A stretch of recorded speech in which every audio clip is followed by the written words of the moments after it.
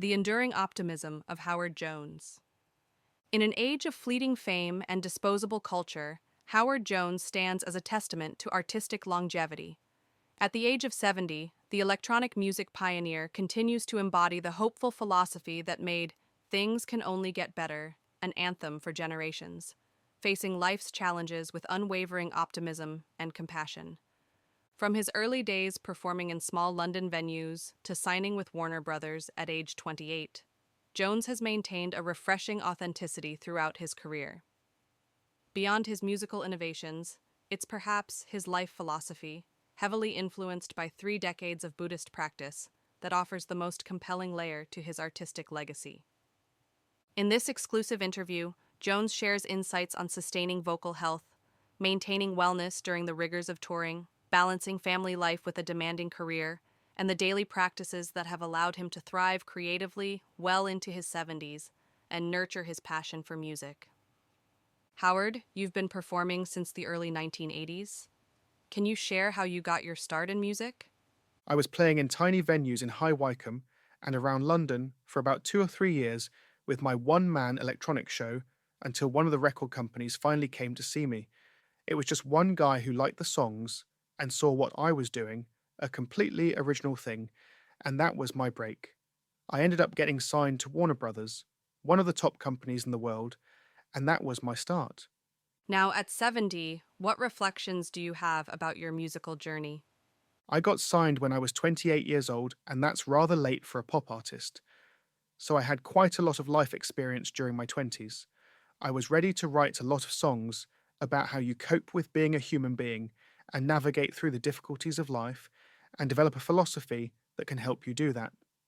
That's what my work has always been about.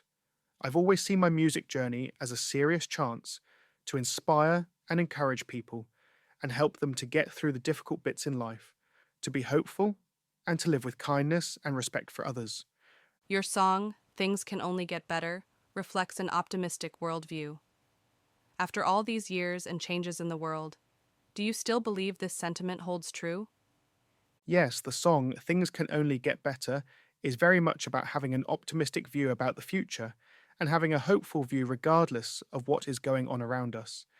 If we wait for a perfect world with no difficulties and problems and obstacles, it will never come. You know, the song admits, "Do you feel scared?" I do. But I'm not going to let that fear stop me from going forward and being hopeful. This is my philosophy and how I try to live my life. You never know what's around the corner, so you better have a good philosophy in your head to cope and deal with it. I understand you practice Buddhism. How did you first connect with these teachings? And do you maintain a daily practice? Yes, I've been practicing Buddhism since 1993, and I connected with the teaching in a couple of ways. Fans were sending me books on Buddhism because of the kind of lyrics I was putting in my music. I also met some Buddhists who I thought to myself, I really like the way these people interact with other human beings, and they're always optimistic and positive about their lives. Then I realized that they practice Buddhism. And yes, I have a daily practice. I chant in the morning and in the evening, and that's been the rhythm of my life for 32 years. How has your Buddhist practice influenced your music and approach to the entertainment industry over the decades? My Buddhist practice has really helped me to cope with the ups and downs of being a music artist, you know. I mean, coping with success, people screaming and shouting at you, and suddenly earning a lot of money. Then there's the other side, which is the criticism that you receive from the press. When you stick your head above the parapet, you'll become a target. I was writing songs about how to live your life with a sense of caring for others and yourself, and being respectful to others while also realizing the great potential that lies within each of us. My extreme experiences were different to most people. I mean, it's a funny position to be in, a weird position to be in, the spotlight on you, everything you do is noted and under the microscope. So having my daily practice to keep grounded has given me the sort of strength and backbone to cope with all these different things. Then, of course, there's big stuff like when, the record company doesn't want to re-sign you. And so what are you going to do? Suddenly your world is falling apart. But with my practice, I was realizing that actually this was a fantastic opportunity to do something new. I started my own label and started booking my own tours. and really taking responsibility for my life. This is one of the great parts of Buddhist philosophy, taking ownership of your own life and circumstances and creating something great with it. Lyrics have always been the most important thing to me because the music flows fairly easily, but the message that the music carries is very important. You have access to people's consciousness, and they may be drawn in by the music, but I wanted to make sure that the lyrics were of use and were nourishing and encouraging. I've always sweated over the lyrics to make sure that I'm saying something of use, and that's really where my Buddhist practice has influenced my work. Buddhism is very much about taking responsibility for your life, respecting others, putting the work in to improve oneself, realizing your unique potential, while seeing that potential in others, caring for the environment, caring for yourself and others, realizing how interconnected we all are, how linked we all are. These are the themes that I've tried to put into my music. You're vegetarian, or is it vegan? How long have you maintained this diet, and how has it supported your health while performing? I've been a vegetarian since I was 21. My brother had a friend who worked in an abattoir, and I heard the stories coming from his experience. Overnight, I thought I have to be a vegetarian. It's 50 years veggie. If you are a vegetarian/vegan, you have to be a bit more careful about getting the right nutrition, which is a good practice for anyone to have. I realize that it's not always possible for everyone to do that kind of diet, so I'm not going to be an evangelist, but I think at 70, I've proven that you can live a long, healthy life on this kind of diet and be a bit kinder to the planet. And I've always loved animals. We've always had dogs and always had this incredible friendship and relationship with animals around us. So that's really been my motivation. Health was a secondary consideration, but I do think that it can be good for your health. It's not always possible for everyone to do this, so I won't be judgmental or evangelistic about it. How do you protect your vocal health before and after performances? I'm very fortunate to have an amazing vocal coach, James Windsor, who has given me some wonderful exercises to do before I go on stage to warm up my voice and get it in good shape. It's like an athlete that has to prepare their body before they step onto the field for their activity. I see that in the same way with me, with my voice. So I want to hit the ground running. I don't want there to be warm-up time on stage, so it's wonderful to have 20 to 30 minutes of vocal exercises before every show to strengthen my voice and get it all working. I feel very grateful to have such a great teacher. I like to have a bit of honey as well, to soothe the voice and lubricate the cords, and no alcohol because that dries the vocal cords out. What recovery practices have you found most effective between shows to prevent burnout on extended tours? I think it's very important to try and get as much rest as possible and not drink too much alcohol. Make sure that you eat between 10 a.m. and 5 p.m. to give your body a good rest from digestion and also not be bloated when you go on stage. Drinking plenty of water is good, and trying to get fresh fruit and veg, which is not always easy on the road. But sometimes you just have to feast on pizza. Touring presents unique challenges for maintaining routines. What specific strategies have you developed to maintain your wellness while on the road? I think maintaining your wellness on the road has so much to do with what you do when you're at home. Jan, my wife, and I do Pilates to keep being flexible and, build bone strength and core strength. We know that when we get on the road, there are very few opportunities to actually do that.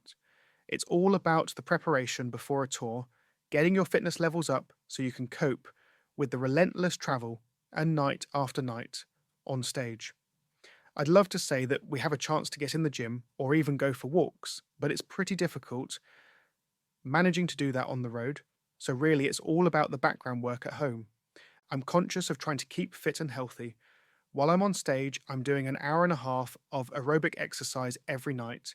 I'm sweating and my heart rate is going up. It's intense exercise every night. The best way to keep fit is drinking plenty of water, trying to get the best food you can, and resting as much as possible so you can put as much dynamic energy into every show. In instances when you're not feeling at your best due to illness or other circumstances, how do you still manage to deliver a quality performance for your audience? I've been very fortunate during my career. Of all the thousands of gigs I've done, I've only had to cancel 2 shows in all that time because I literally couldn't get out of bed or I literally had no voice at all. But even when I did a show and I had no voice, I still did it and the audience joined in completely with me and sang all the vocal lines. I explained to them that I was having a bit of an issue. I also remember when I flew to Australia, which is a very long flight, as you know, I had to do the show as soon as I arrived, and halfway through the show, my voice literally just stopped working. I had to come off stage and go to the dressing room. I just sat down, tried to relax, drank some water, and somehow the voice came back. I went out and finished the show. But these things happen. I think the audience understands that you can't always be 100%. I think enlisting their help is a wonderful thing, and I found that audiences really love to do that. It feels like that makes them even more engaged in the show. What health or other advice would you give to younger musicians who hope to sustain their well-being through decades of performing? I think a career in rock and roll and pop is challenging because when you perform, a huge amount of adrenaline is flowing through your body. It's one of the most exciting and exhilarating things to do, I'm sure. Then, when you come off stage, it takes hours to actually come down from the high of the show. People resort to alcohol and substances. You have to be really, really careful of that because of the damage that does long term to your brain and your body. So, everything in moderation, I think this is the key to it so that we don't burn out and we can still be doing what we love when we're in our 70s and 80s. If you look at people like Mick Jagger, who train physically for every tour and look so sprightly and youthful, it's a great inspiration, and I intend to follow in those footsteps. You've maintained a long marriage and strong family connections throughout your career. How have you balanced the demands of the music industry with your commitment to family life? One of the reasons I think that I'm still able to be so active, touring and everything, is because of my wonderful relationship with my wife Jan. We've known each other since we were kids, and we've grown up together and gone through all the ups and downs together. It's been the most wonderful part of my life, really, providing me with the biggest joy, even through the difficult times. When the kids were young, we took them on tour. They saw the world as young children. Then, of course, they had to go to school. So Jan stayed home while I was out on the road, and that was the most difficult time. We got through that and reaped all the benefits, such as financial security. Now that the kids are all grown up, Jan joins me on the road everywhere we go. I've seen a lot of people in rock and roll split up. It's a sad thing, it is. It puts a real strain on relationships, so one has to be really careful that it's balanced, and you don't leave the other partner with this huge burden to bear. Our blog greetings, Earthling focuses on the power of daily micro habits and the philosophy that you become what you do every day. Is there one daily practice or habit that has made the most significant difference in your life and career? I think it's very important to take your health and mental health seriously and to have practices you do daily. I've got my Buddhist practice. I practice in the morning and evening, chanting Nam Myoho Renge Kyo and reciting parts from the Lotus Sutra every day. I study the philosophy and try to do some kind of exercise every day, either walking with the dog or doing Pilates. It's important that we don't take this life for granted. It's so amazing to be born as a human being and to have consciousness. I want to really cherish that and nurture health and mental health so that I can live a good, long, happy life, and for that to be an inspiration to others and to younger generations. I think as I've gotten older, I've been more conscious of that.